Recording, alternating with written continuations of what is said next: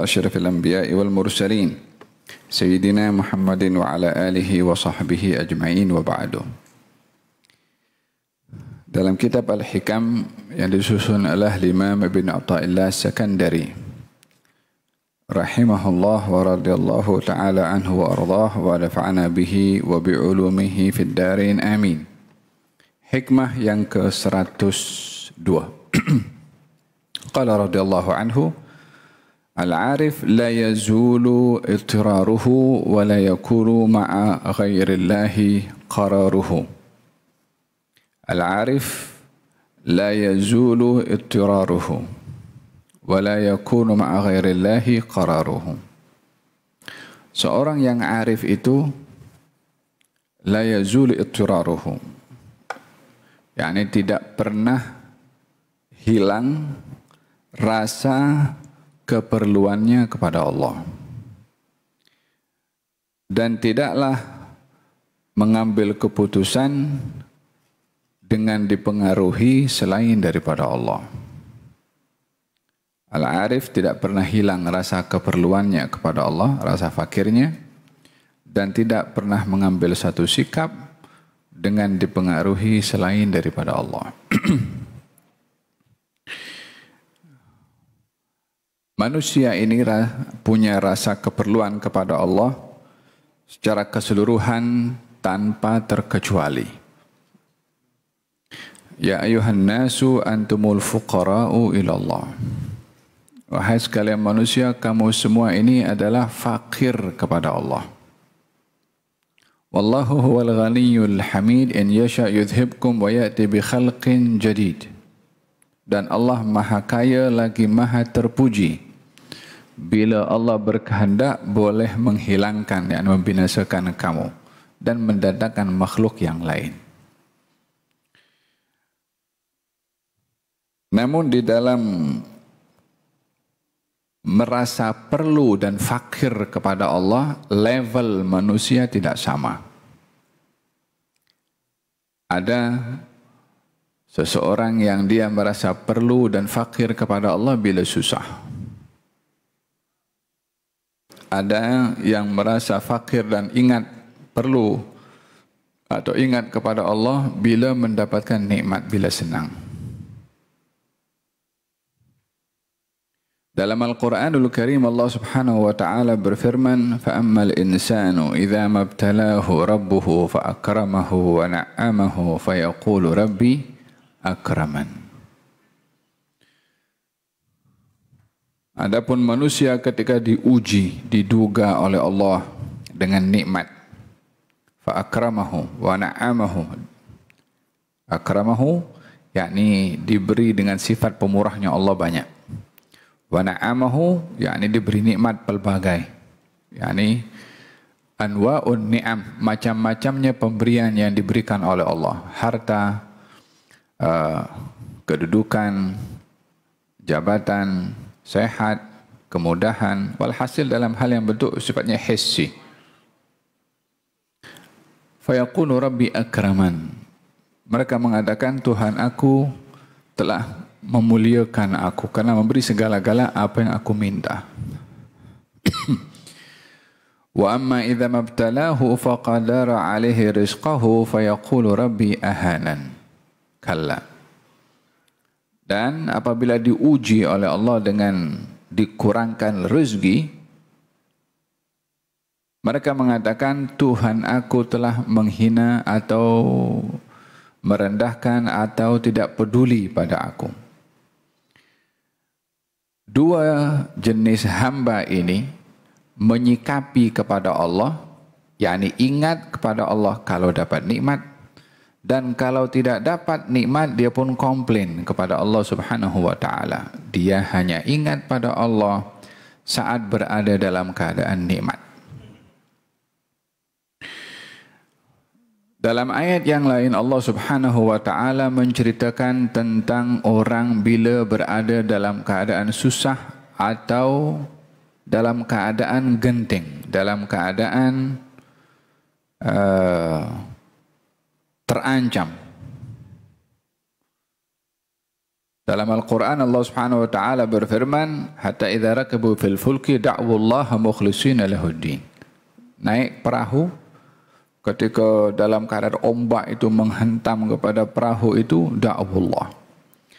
Mereka berdoa kepada Allah, ya Allah selamatkan, ya Allah selamatkan. Macam kita kalau naik airplane goyang sedikit itu airplane, sudah macam-macam zikir yang keluar. Macam-macam wirid yang dibaca. Apa sebabnya? Dalam keadaan perlu kepada Allah Subhanahu wa taala. Jadi yang satu ingat Allah ketika diberi nikmat, yang satu ingat Allah ketika susah.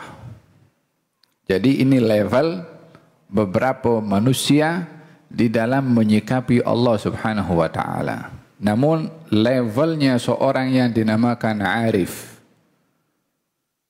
Kita dalam istilah ahli at-tasawuf ada istilahnya al-arifin atau al-arif billah. Orang yang arif kepada Allah. Kenapa gelaran itu ada? Muncul daripada mana kalimat al-arif billah?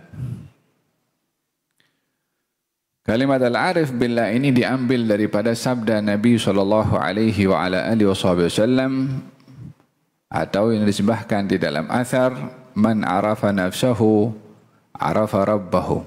Siapa orang yang kenal akan dirinya, dia pasti kenal akan Tuhannya. Apa maksudnya kenal pada dirinya? Bukan seperti apa yang dibayangkan kenal diri kita, nama kita, asal-usul kita, nasab kita dan latar belakang kita, itu semua orang tahu. Tetapi mengenali dirinya dalam keadaan sentiasa perlu kepada Allah, maka dia akan kenal kepada Allah karena keadaannya tak pernah terlepas sesaat pun daripada dia memerlukan kepada Allah, seperti mana ia tidak pernah terlepas daripada bernafas. Kata Imam Hasan Al-Basri mengatakan, anfasuka thalathah, nafas kamu itu ada 3 macam. Nafas yang sudah lepas, kamu tidak boleh untuk mengembalikannya dan kamu akan disoal. Digunakan untuk apa nafas kamu yang sebelumnya? Tentunya disoal di sini oleh Allah. Apa sebabnya? Karena yang memberi nafas adalah Allah. So kiraannya pada golongan al-arifin pada nafasnya, sehingga mereka itu tidak bernafas dengan satu nafas kecuali tahu digunakan untuk apa nafas itu. Nafas yang kedua adalah nafas yang sedang kamu guna. Sekarang kita menghirup oksigen. Kamu akan disoal, manfaatkanlah untuk digunakan untuk apa ketika kamu beri nafas ini. Ketika diberi sekarang kita bernafas, alhamdulillah. Hari ini kita bernafas di rumahnya Allah Subhanahu wa taala.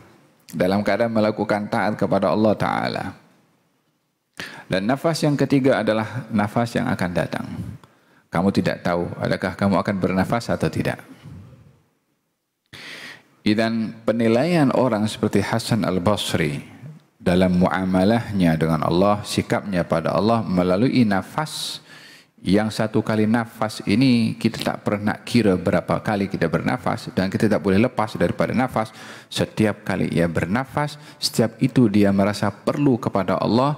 Oleh sebab itu tak kira keadaan senang, susah, sehat, sakit, kaya, miskin, apa saja yang dilalui olehnya, selagi dia masih hidup, dia sedar dirinya perlu kepada Allah Subhanahu wa taala. Ini arif. Man arafa nafsahu, arafa rabbahu. Diambil juga daripada firman Allah Subhanahu wa taala, sanurihim ayatina fil afaq wa fi anfusihim hatta yatabayyana lahum annahu al-haq. Kami Allah akan tunjukkan tanda-tanda kebesaran kami. Di mana? Apakah tanda-tanda itu? Fil afaq, dalam ufuk.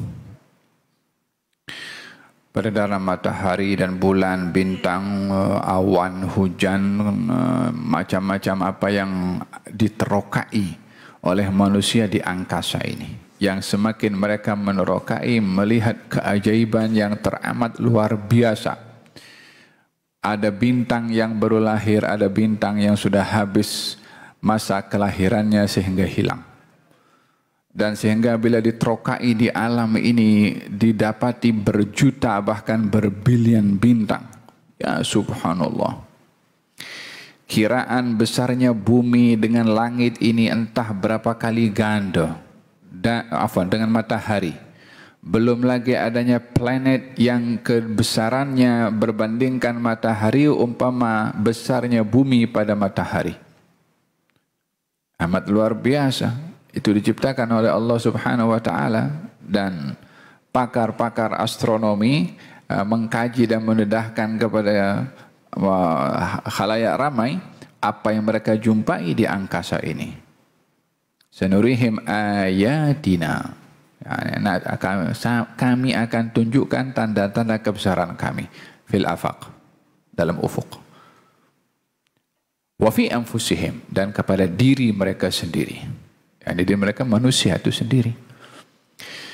Ya subhanallah, yang saya ceritakan tentang ufuk tadi, yang pergi ke ufuk untuk menerokai semua itu siapa kalau bukan manusia? Yang menciptakan teleskop untuk dapat melihat semua apa yang ada di atas itu siapa? Yang bagi keajaiban pada manusia untuk boleh terokai walaupun dia berada dalam jutaan kilometer daripada planet itu. Dengan alat kecil saja macam tu boleh sampai sekian jauh untuk dapat mengesan.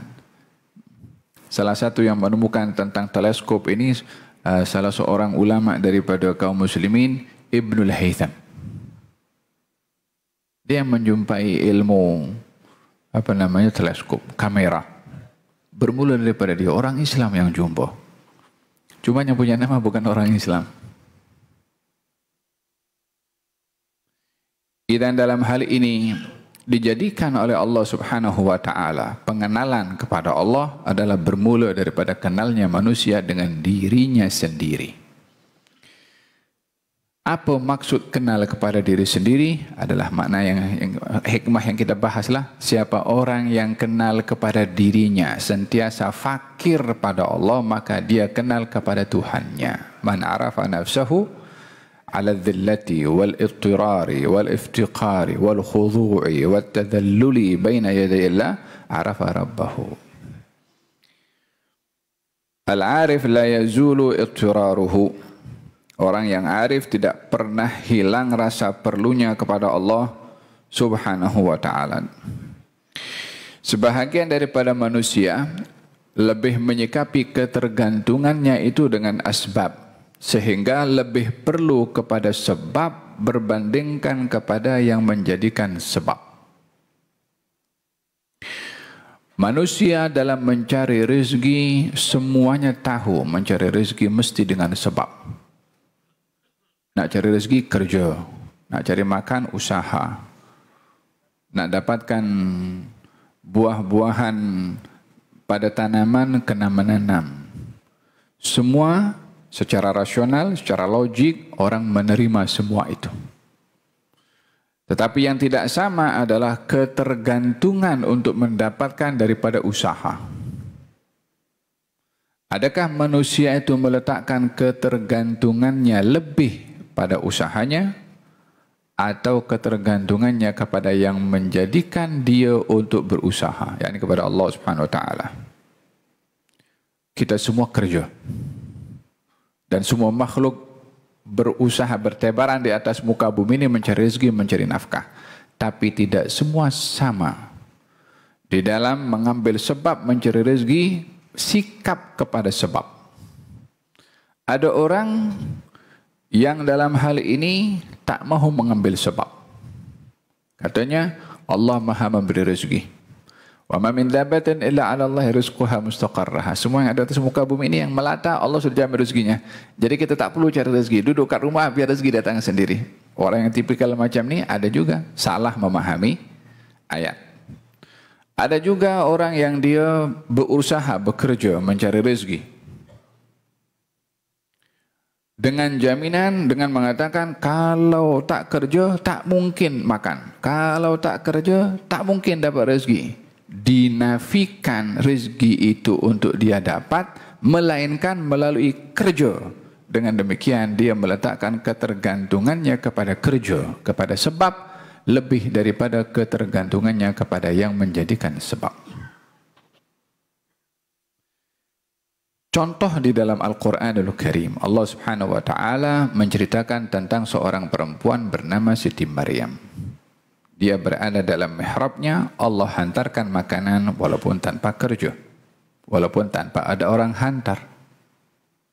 Ketika didapati makanan ada dalam bilik Siti Maryam, Nabi Zakaria tanya, ini makanan daripada mana? Kata Siti Maryam, ini daripada Allah.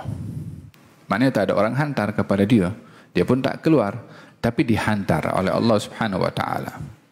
Seperti mana makanan yang diberikan oleh Allah melalui lisan Nabi Isa daripada langit.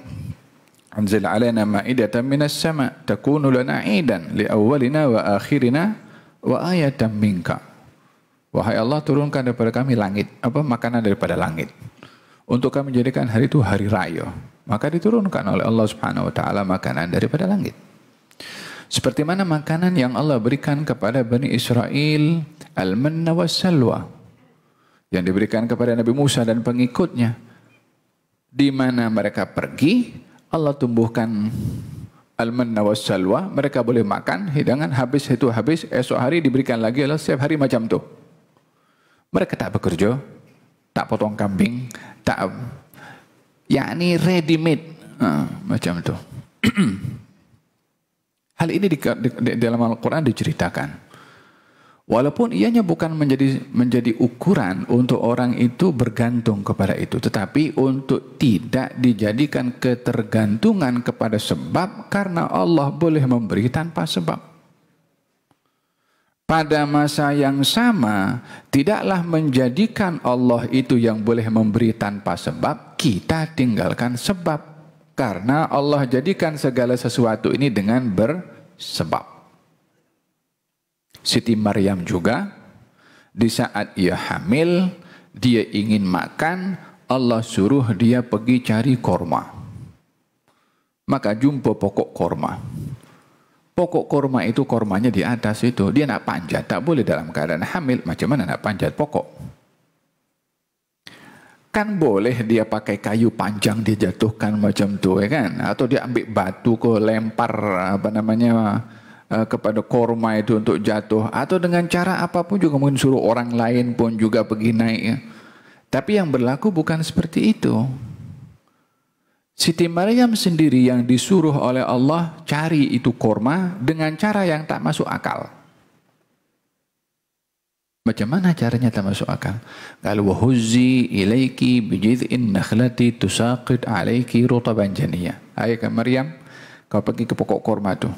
Al-jidh' ini bahagian bawah itu korma, pokok korma itu kalau tumbuh daripada tanah, bahagian kayu atau pokok yang hampir dengan tanah itu namanya jidh'. Yang lebih hampir, yang bagian bawah sekali. Katanya bagian situ kasih goyang. Macam mana nak kasih goyang?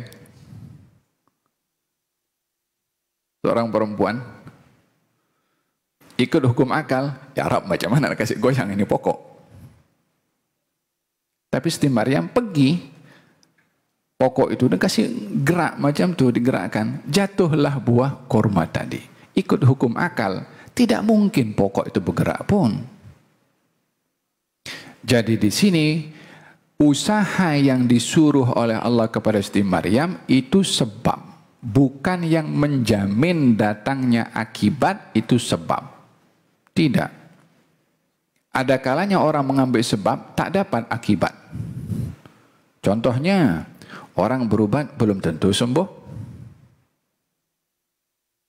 Orang kadang-kadang keluar ingin cari rezeki untuk dapat upah kerja, tak dapat. Dia ambil sebab. Ada kalanya orang tak ambil sebab, dia duduk kat rumah, ada orang bagi hadiah kepada dia makan. Dia boleh makan lebih sedap daripada orang pergi kerja. Sekali lagi, bukan nak membezakan orang kerja dan tak kerja, tapi nak tunjuk kuasa Tuhan untuk memberi dengan sebab atau tanpa sebab. Ada orang berselisih. Katanya tak mungkin dapat rezeki kecuali dengan sebab, dengan bekerja. Katanya seorang lagi itu mengatakan Allah maha berkuasa untuk beri rezeki dengan sebab atau tanpa sebab. Katanya jom kita buktikan siapa hari ini yang boleh dapat rezeki, kamu ke atau saya? Yang satu duduk di rumah atau di masjid, yang satu pergi kerja. Dia dapat duit, dia beli makanan, buah-buahan. Dibawa bagi kawan yang tak kerja tu. Tengok, sekarang siapa yang dapat rezeki? Kamu ke atau saya? Saya dengan kerja dapat ini buah. Kata orang yang tak kerja itu, mana itu buah? Dilemparkan macam tu. Diambil orang itu dimakan. Sampai habis. Sekarang siapa dapat rezeki? Kamu ke saya? Ingin mengajar bahwasanya sebab mesti diambil, tetapi bukan jaminan atau meletakkan ketergantungan kepada sebab. Amat cetek iman seseorang bila meletakkan ketergantungannya kepada sebab. Bila seseorang berkeyakinan ketergantungannya kepada Allah, maka sebab hanya sekedar sebab. Tak goyang imannya kalau dia dapat, dan dia juga tidak runsing imannya kalau tak dapat. Idzan hadza kedudukan al-arif. Al-arif la yazulu ittiraruhu. Naam. Wa la yakunu ma'a ghairillahi qararuhu, dan ia tidaklah menjadikan bersama selain daripada Allah dalam keputusannya atau dalam sikapnya. Yani al-arif ini tidak mengambil keputusan, sikap, langkah, kata-kata kecuali bersama dengan Allah. Apa maksudnya bersama dengan Allah? Kita semua mengetahui firman Allah yang mengatakan Allah bersama dengan kita. Wa huwa ma'akum aina ma kuntum. Allah bersama dengan kamu di mana saja kamu berada. Ma yakunu min najwa thalathatin illa huwa rabi'uhum wa la khamsatin illa huwa sadisuhum wa la adna min dzalik wa la aktsara illa huwa ma'ahum. Tidaklah orang itu ada tiga orang kecuali yang keempat adalah Allah. Tidaklah orang itu berkumpul 5 orang kecuali yang keenam adalah Allah. Lebih daripada itu, kurang daripada itu, Allah bersama dengan mereka. Dalam Al-Quranul Karim juga Allah berfirman, Ya'lamu ma fis samawati wal ardi wa ya'lamu ma tusirrun wa ma tu'linun wallahu alimun bidhatis sudur. Allah tahu apa yang ada di langit dan apa yang ada di bumi. Apa yang kamu sembunyikan, apa yang kamu tampakkan. Dan Allah maha mengetahui apa yang ada di dalam dada kamu. Yang ada di dalam dada ini, apa yang sedang saya sebut tadi dalam hati, yang saya sebut saat ini, yang tadi saya tahu, yang saat ini bermain dalam hati saya tahu, tapi saya tak tahu apa yang akan bermain dalam hati saya di masa akan datang. Tapi Allah tidak ada menghalang pengetahuannya apa yang saya sebut dalam hati tadi, apa yang saya sebut dalam hati saat ini, dan apa yang akan saya sebut nanti yang saya tak tahu, tapi Allah tahu. Tiada yang menutup pengetahuan Allah Subhanahu wa taala terhadap hambanya. Dan tidaklah Allah itu didahului ketidaktahuan sehingga Allah baru tahu. Maha suci Allah untuk ada sifat yang demikian. Jadi bagi manusia al-arif ini, yang dia merasa bersama dengan Allah, dengan pengetahuan Allah, dan juga dengan kehendaknya Allah Subhanahu wa ta'ala, dan tidak ada sesuatu yang berlaku di atas muka bumi ini kecuali dengan kehendak dan juga pengetahuan dari Allah Subhanahu wa ta'ala. Dalam Al-Quranul Karim Allah berfirman, tidak ada satu pokok di tengah-tengah hutan belantara daunnya itu jatuh kecuali diketahui oleh Allah. Langkah kaki semut di tengah-tengah padang pasir pun juga diketahui oleh Allah. Maknanya tak ada sesuatu yang miss dari Allah Subhanahu wa taala. bagi kita sebagai makhluk mukallaf yang diberi akal oleh Allah Subhanahu wa taala, kita beriman dengan Allah dan beriman kepada firman Allah dalam Al-Qur'an, setelah kita mengetahui itu semua, kalau Allah mengetahui segala-galanya, di mana kita akan bersembunyi dari Allah dan di mana Allah itu lenyap daripada makhluknya, daripada semua makhluknya. Bila Allah itu hilang daripada makhluknya, tidak pernah. Yang hilang itu bukan Allah daripada makhluknya, tapi makhluk daripada Allah. Sehingga tidaklah orang itu berdosa, melakukan dosa, kecuali imma dia lupa, atau dia memperkecil ingatannya kepada Allah Subhanahu wa ta'ala. Sehingga di dalam athar nyatakan, tidak ada burung itu kalau kena buru, tidak kena diburu kecuali ketika dia tak berzikir kepada Allah baru kena. Karena ghafil dari Allah Subhanahu wa ta'ala.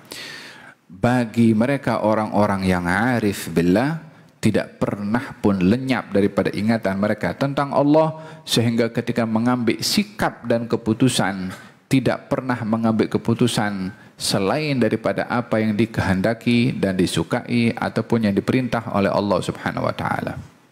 Baginda Rasulullah diberi dua pilihan dalam peperangan Uhud. Melihat Sayyidina Hamzah sudah dibelah dadanya, maka Nabi waktu itu emosi. Katanya, aku akan balas mereka lebih daripada apa yang mereka buat. Karena melihat sesuatu perbuatan yang tidak berperi kemanusiaan. Allah Subhanahu wa ta'ala berfirman, katanya, wa in aqabtum fa'aqibu bimithli ma uqibtum bih. Wala in sabartum lahuwa khairun lis-sabirin wasbir wa ma sabruka illa billah. Kalau kamu ingin menghukum orang yang berbuat jenayah ini, hukumlah sesuai perbuatan. Karena menghukum orang mesti adil. Adil dalam hukum adalah menghukum sesuai dengan perbuatan. Tidak boleh orang menghukum lebih daripada kesalahannya, menghukum orang lebih daripada kesalahan, menghukum orang zalim dengan hukum zalim. Sama-sama zalim, dia zalim yang berbuat jahat, hakimnya pun zalim. Sebab menghukum lebih dari kesalahan. Tapi menghukum itu dengan adil, sesuai dengan kesalahan. Tapi dalam ayat ini, kalau kamu bersabar, yang demikian itu lebih baik daripada yang demikian lebih baik bagi kamu, yakni ketika bersabar. Siapa yang menginginkan bersabar, yang mengatakan lebih baik? Allah Subhanahu wa ta'ala. Jadi di sini antara pilihan menghukum dengan adil, dan itu lebih memuaskan kepada hati seseorang ketika orang yang bersalah kepadanya itu dihukum, dia puas hati. Tetapi dalam hal ini Allah memberi pilihan yang kedua, ya, kalau kamu sabar, yakni tidak membalas, maka itu lebih baik bagi kamu. Yakni tentunya dalam hal ini Allah mahukan kita yang lebih baik atau tidak? Yang Allah mahu lebih baik. Katanya, wasbir, sabar kamu wahai Rasulullah.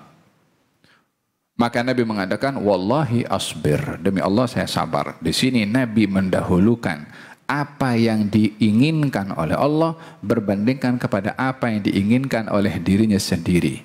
Al-Arif tidak mengambil sikap kecuali bersama dengan Allah, dan tidak pernah mengambil kata-kata kecuali bersama dengan Allah. Maksudnya memantau kata-katanya untuk tidak diungkapkan kecuali kata-kata yang diridhai oleh Allah Subhanahu wa ta'ala. Oleh sebab itu para awliya, kenapa kita melihat kepada orang-orang wali ini luar biasa? Ya karena kedudukan mereka itu sentiasa merasa diawasi oleh Allah. Jangankan mulutnya, jangankan kata-katanya, hatinya mereka perhati.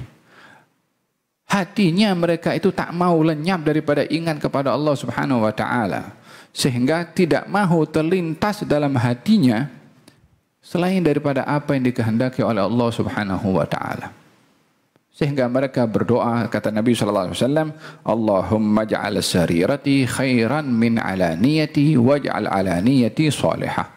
Wahai Allah, jadikan dalaman aku ini lebih baik daripada luaran, dan jadikanlah luaran aku baik juga, tapi minta dalaman lebih baik dulu, sebab yang dipandang oleh Allah apa yang ada di dalam dada sebelum apa yang ada di lisan.